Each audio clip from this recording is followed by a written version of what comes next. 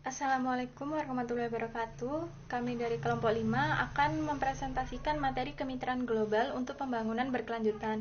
Sebelumnya, saya akan memperkenalkan anggota kelompok dari kelompok 5. Yang pertama ada saya sendiri, Lawrence Mega, lalu ada rekan saya Damari Sasanta. Lalu selanjutnya adalah tujuan. Tujuannya yaitu menguatkan sarana pelaksanaan dan merevitalisasi kemitraan global untuk pembangunan berkelanjutan. Tidak pernah di dunia terhubung lebih baik daripada saat ini, sebab pada saat ini terdapat perbaikan akses pada teknologi dan pengetahuan, sehingga sangat penting untuk berbagi ide dan mendorong inovasi.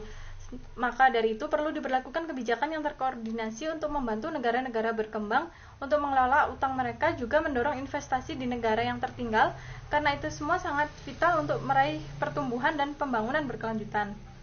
Tujuan ini membidik penguatan kerjasama Utara-Selatan dan Selatan-Selatan dengan mendukung rencana nasional untuk meraih target, mendorong perdagangan internasional, dan membantu negara-negara berkembang meningkatkan ekspor dari negara mereka, adalah bagian dari upaya meraih sistem perdagangan yang berdasar aturan universal dan tepat, yang terbuka, adil, dan menguntungkan semua pihak. Memperkuat solidaritas global adalah salah satu dari 17 tujuan global yang tersusun dalam Agenda Pembangunan Berkelanjutan 2030, dan pendekatan terpadu sangat penting demi kemajuan di seluruh tujuan. Bahasan subbab pada materi kali ini, yang pertama adalah target keuangan, yang kedua adalah target teknologi, yang ketiga adalah target pengembangan kapasitas, yang keempat target perdagangan, dan yang kelima adalah isu-isu sistemik. Selanjutnya materi akan dijelaskan oleh rekan saya, Damaris.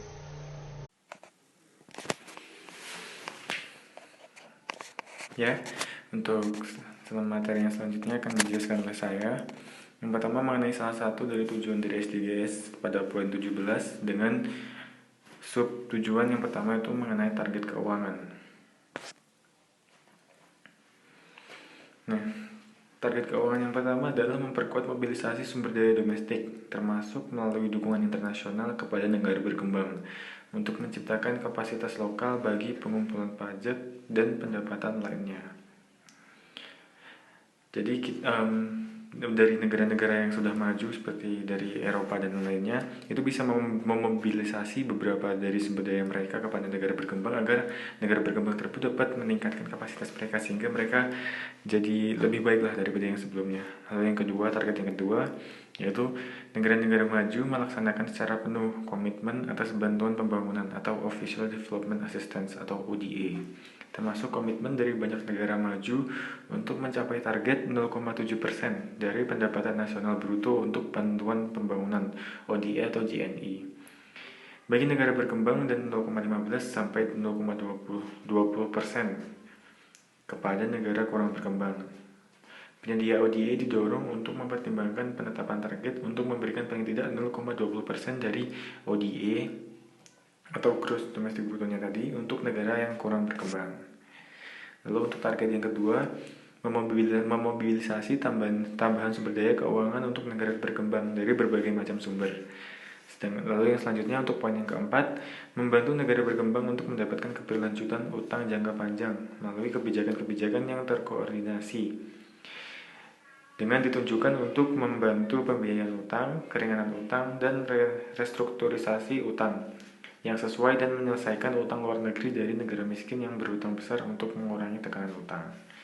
Lalu untuk target yang terakhir dari aspek keuangan, yaitu mengadopsi dan melaksanakan pemerintahan yang mempromosikan investasi bagi negara kurang berkembang.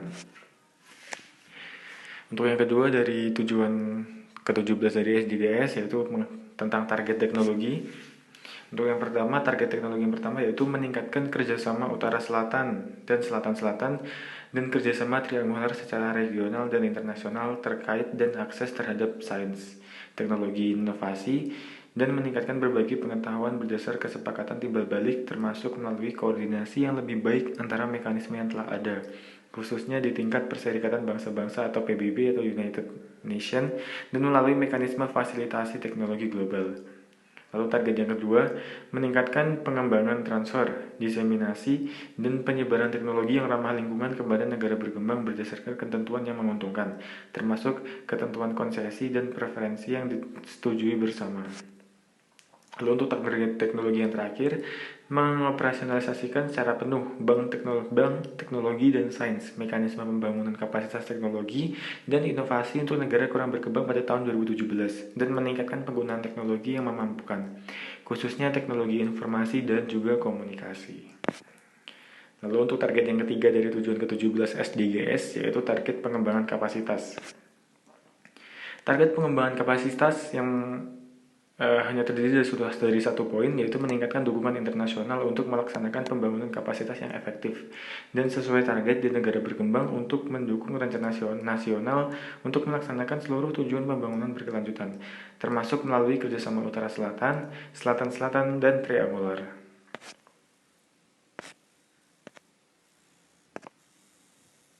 Materi selanjutnya akan dijelaskan oleh saya, yaitu target perdagangan. Yang pertama, mendorong sistem perdagangan multilateral yang universal berdasarkan aturan non-diskriminatif dan setara di bawah WTO, termasuk melalui konklusi negosiasi di bawah agenda pembangunan Doha. Yang kedua, secara signifikan meningkatkan ekspor dari negara-negara berkembang dengan pandangan untuk menggandakan porsi ekspor global negara-negara yang kurang berkembang pada tahun 2020. Yang ketiga, menyadari implementasi yang tepat waktu dari akses terhadap pasar bebas bea dan bebas kuota untuk seterusnya bagi negara-negara yang kurang berkembang, konsisten dengan keputusan WTO, termasuk dengan memastikan bahwa aturan asal atau rule of origin yang preferensial yang ditetapkan bagi impor dari negara yang kurang berkembang bersifat transparan dan sederhana dan berkontribusi untuk memfasilitasi akses pasar. Lalu yang selanjutnya adalah isu-isu sistemik, koherensi kebijakan, dan institusional. Yang pertama, memperbaiki stabilitas ekonomi makro global, termasuk melalui koordinasi kebijakan dan keterpaduan kebijakan. Yang kedua, meningkatkan koherensi kebijakan untuk pembangunan berkelanjutan. Yang ketiga, menghargai ruang kebijakan dan kepemimpinan masing-masing negara untuk membuat dan mengimplementasikan kebijakan untuk pengentasan kemiskinan dan pembangunan berkelanjutan kemitraan multipihak. Lalu yang keempat, memperluas kemitraan global untuk pembangunan berkelanjutan dilengkapi dengan kemitraan multipihak yang dapat memobilisasi dan membagi pengetahuan, keahlian, teknologi, dan sumber daya finansial untuk mendukung pencapaian tujuan di semua negara, terutama di negara berkembang. Lalu yang terakhir, mendorong dan mendukung kemitraan publik swasta dan masyarakat sipil yang efektif yang dibangun dari pengalaman dan strategi dalam bermitra. Materi selanjutnya akan dijelaskan oleh rekan saya lagi, Damaris.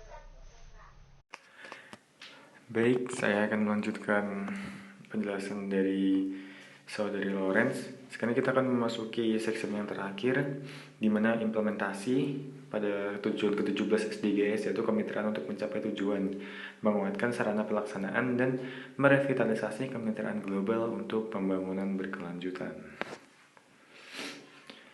Nah, bagi para audiens bisa diperhatikan pada tabel mengenai average performance by SDGs itu. Nah, bisa dilihat dari pada negara Indonesia untuk masing-masing tujuan SDGs itu tidak terlalu seimbang, di mana ada beberapa tujuan itu aspeknya itu sudah melampaui, jadi kriterianya tuh SDGs-nya sudah tercapai, tapi ada beberapa yang pada beberapa tujuan yang masih banyak dari beberapa aspek atau target dari tujuan itu belum tercapai. Sebagai contohnya itu tujuan 17 SDGs mengenai kemitraan untuk mencapai tujuan tadi. Nah, silakan diperhatikan untuk gambar yang di bawahnya dari average performance itu, dimana pada SDG tentang tujuan 17 mengenai partnership for the goals, Indonesia pada beberapa aspek, contohnya di sini ditunjukkan pada 4 aspek, hanya satu aspek saja yang sudah tercapai, yaitu corporate tax haven score, yaitu mengenai pemungutan pajak pada target keuangan pada aspek yang pertama tadi. Sedangkan untuk other countries government revenue grants itu masih kurang, karena negara Indonesia terhitung masih negara berkembang.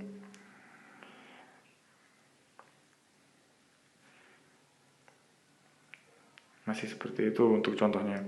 Selain itu untuk implementasinya sendiri pada aspek perdagangan, kita ambil contoh pada pada Provinsi Yogyakarta itu sudah hampir tercapai untuk aspek perdagangannya, di mana mereka lebih mengutamakan pada sektor ekspor dan impor pada perdagangan, sehingga salah satu dari tujuan pada target perdagangan itu sudah tercapai menurut data dari website dari Jawa Tengah itu sendiri atau Provinsi Yogyakarta.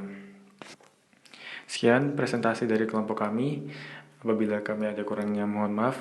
Assalamualaikum warahmatullahi wabarakatuh. Silakan kepada para audiens yang ingin bertanya atau memiliki pertanyaan atau masih dirasa ada beberapa materi yang bingung untuk ditanyakan kepada moderator. Kami dari kelompok 5 akan berusaha dengan sangat baik untuk menjawab pertanyaan dari kalian. Terima kasih.